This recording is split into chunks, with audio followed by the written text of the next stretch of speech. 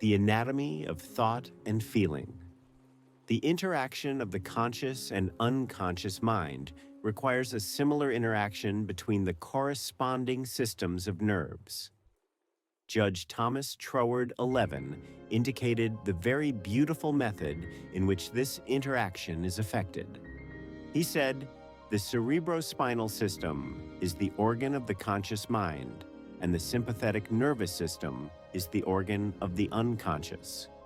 The cerebrospinal is the channel through which we receive conscious perception from the physical senses and exercise control over the movements of the body."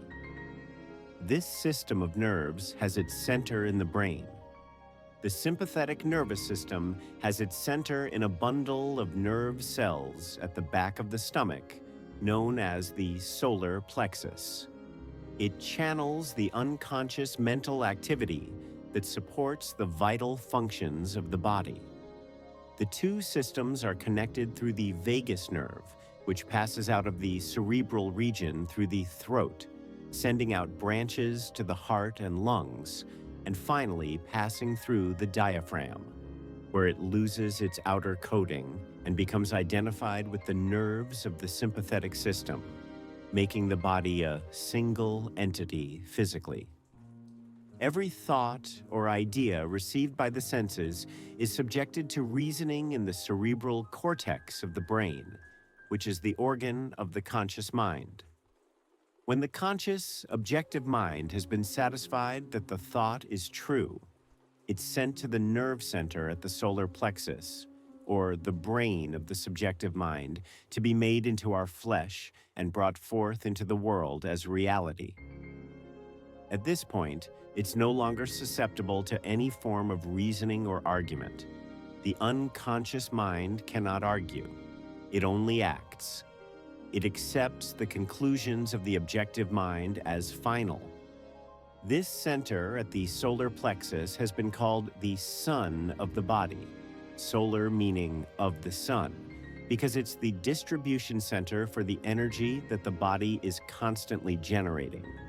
This energy is very real energy being distributed by very real nerves to all parts of the body, and this sun is a very real sun, throwing off energy in an atmosphere that envelops the body. 12. If the radiation from this center is strong enough in someone for the rest of us to feel it, we call that person charismatic, and we say they have personal magnetism. Such people may wield an immense power for good. The presence alone of such men or women will often bring comfort to troubled minds around them. When the solar plexus is operating and is radiating life, energy, and vitality to every part of our bodies, the sensations are pleasant. The body is filled with health, and everyone we meet experiences a pleasant sensation. If there's any interruption of this radiation, the sensations are displeasing because the flow of life and energy to some part of the body is stopped. This is the cause of every human ill, physical, mental, or environmental. The physical is affected because the sun of the body is no longer generating sufficient energy to revitalize some part of the body. The mental, because the conscious mind depends on the unconscious mind for the vitality necessary to support its thought and is no longer receiving it. And the environmental, because the connection between the unconscious mind and universal mind is being interrupted. The solar plexus is the point at which the part meets with the whole, where the finite becomes infinite, where the uncreated becomes created, the universal becomes individualized, and the invisible becomes visible. It's the point where life appears, and there's no limit to the amount of life an individual may generate from this solar center. This center of energy is omnipotent because, being the point of contact with infinite life and intelligence, it can accomplish whatever it is directed to accomplish. This is the power of the conscious mind. The unconscious can and will carry out such plans and ideas as may be impressed on it by the conscious mind. And because conscious thought controls this sun center from which the life and energy of the entire body flows, the quality, the character, and the nature of the thoughts in our conscious mind determine the quality, character, and nature of energy the solar plexus radiates. It follows then that conscious thought also determines the nature of the experiences that result from that center's interaction with the universal. Letting our light shine. With all this in mind, it becomes clear that the more energy we can radiate, the sooner we'll be able to transmute undesirable conditions into sources of pleasure and profit.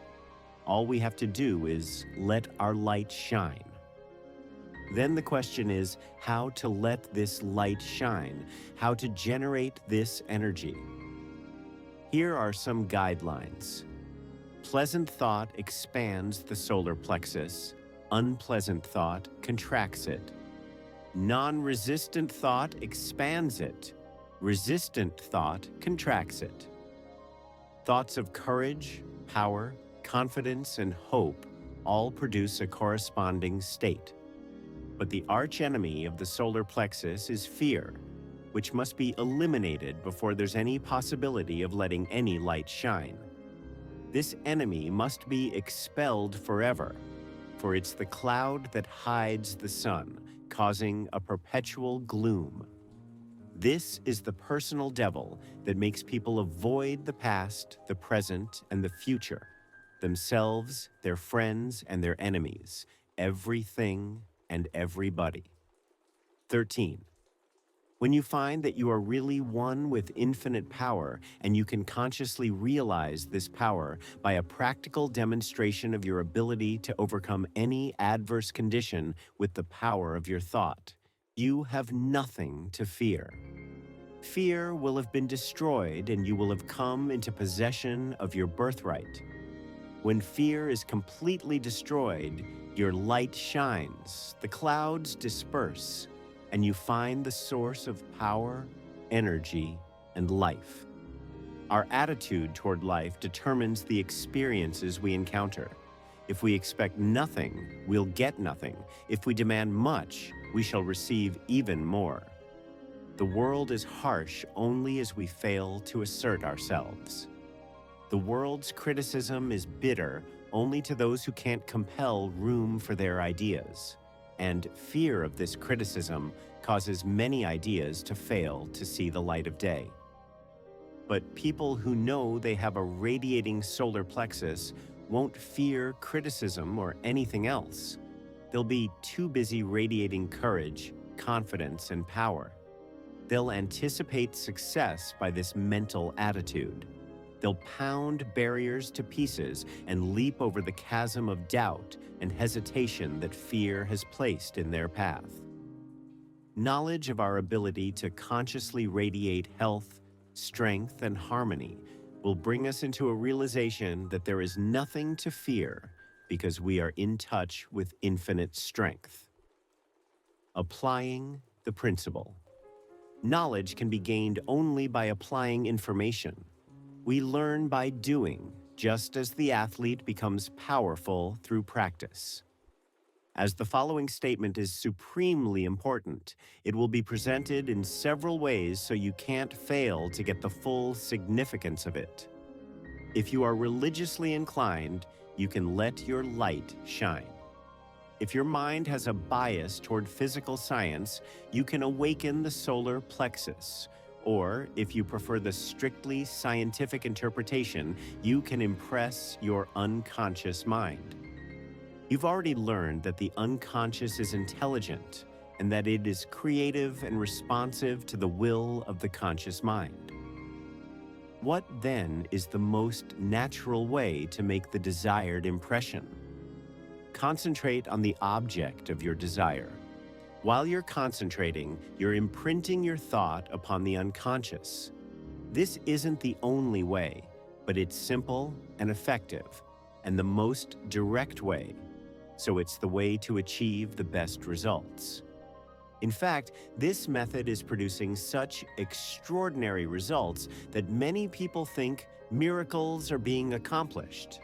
It's the method by which every great inventor, every great financier, every great statesman has been able to convert the subtle and invisible energy, or force, of desire, faith, and confidence into concrete facts in the objective world. Why does it work? The unconscious mind is part of universal mind. Universal mind is the creative principle of the universe. A part must be the same in kind and quality as the whole. This means that this creative power is absolutely unlimited. It's not bound by any precedent and consequently has no prior existing pattern by which to apply its constructive principle. Since the unconscious mind is responsive to our conscious reasoning and will, the unlimited creative power of universal mind is within control of the conscious mind of the individual. When applying this principle in the following exercises, remember that you don't need to figure out how the unconscious will produce the results you desire. The finite cannot inform the infinite. You need simply to say what you desire, not how you are to obtain it. You are the channel by which the undifferentiated is being differentiated, and this differentiation is being accomplished by appropriation of the substance of the universe. It only requires your recognition to set causes in motion that will bring about results in accordance with your desire. This is accomplished because the universal can act only through the individual, and the individual can act only through the universal. They are one. For your exercise in this lesson, you will go one step further. 1. Sit in the same room, the same chair, and the same position. 2. Be perfectly still and inhibit all thought as far as possible, as you did before. 3. Now, relax, let go, let the muscles take their normal condition. This will remove all pressure from the nerves and eliminate that tension which so frequently produces physical exhaustion. Physical relaxation is a voluntary exercise of the will, and the exercise will be found to be of great value as it enables the blood to circulate freely to and from the brain and body. 14. Tension leads to mental unrest and abnormal mental activity of the mind. It produces worry, care, fear, and anxiety. Relaxation is, therefore, an absolute necessity in allowing mental faculties to exercise the greatest freedom. Make this exercise as thorough and complete as possible. Mentally determine that you will relax every muscle and nerve until you feel quiet, restful, and at peace with yourself and the world. 15. The solar plexus will then be ready to function, and you will be surprised at the result.